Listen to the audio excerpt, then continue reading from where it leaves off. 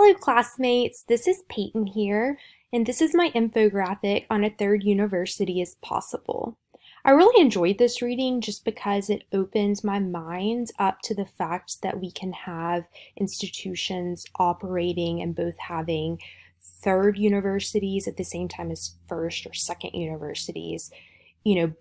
Both sets of operations can be happening simultaneously. We can have the traditional colonial aspect that is represented in the way universities were founded and that systematic, oppressive nature, but we also can be fighting back and seeing progress. And it was difficult for me to really grasp this initially, but now that I can, better see examples at the institution that I am at, it makes it more feasible to process this entire article and really what's happening.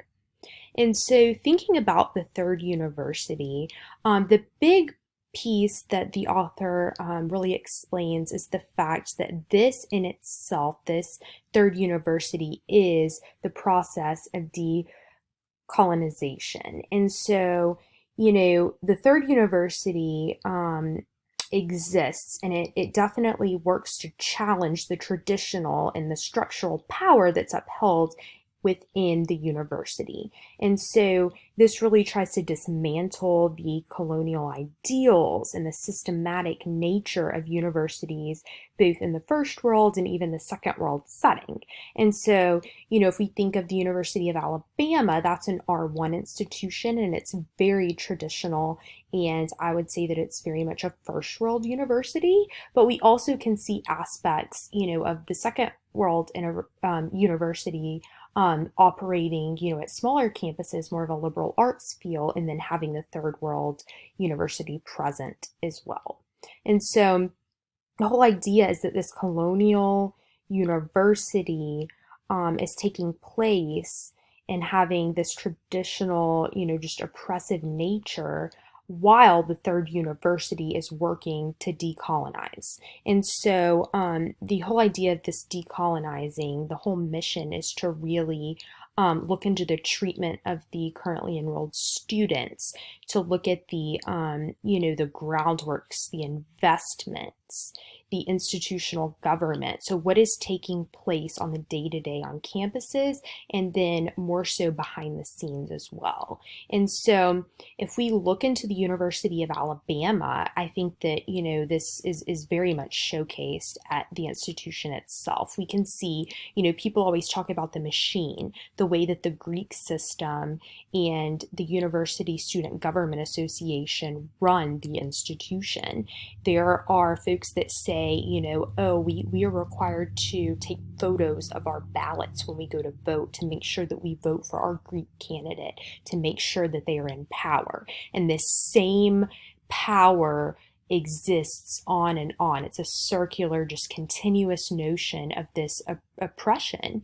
And, we see this machine. And so we also see, the colonial is always amid the colonial. And so we see, people trying to fight the power in the institution itself. We can see Nick Saban leading the Black Lives Matter march on campus. And so that is seen as decolonizing and trying to fight the system. That is very much third world. That's within that third world. However, we see the folks that really showcase in this message, I think it was on Twitter, that's unfortunate. I guess I have to move on from Alabama football. And he got so much negative press from some of those, people in power, some white individuals mainly, and that oppression that they want to keep seeing in place. And the fact that he's supporting the Black Lives Matter movement showcases that he's a part of that third world, third university, versus being a part of the other first world. However, he simultaneously, he is part of this football, which in itself is part of the first world institution, and recognizing the fact that who holds the best seats at the games? It's the wealthy donors. It's the people that have generations of family members that have benefited from the system. And so, we can see if we move on, we still have a white man in power. That is our current president of the institution. And so that once again is reinforcing the first world nature of the institution. The names of buildings are still of large slave donors, people that really did not have positive histories. Instead, they played into this nature of oppression, and that's something that's negative. But we also see more of a fight against that. The third world university is fighting against it and trying to rename buildings.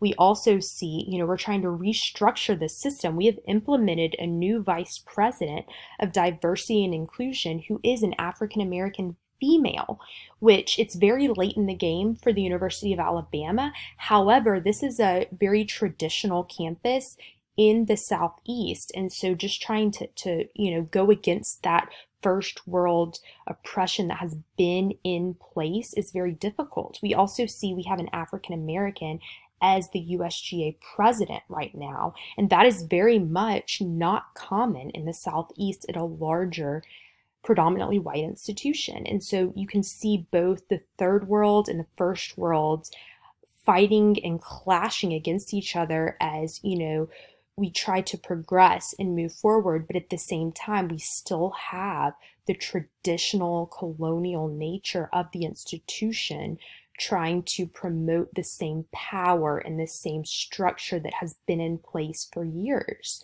And so that's just my take on how it's present at UA, but it's also present in the majority of institutions in some way. We see that clash and that fight. And so it's our jobs to really promote this progression and to help all students feel that they have a place and that they're included on our campuses.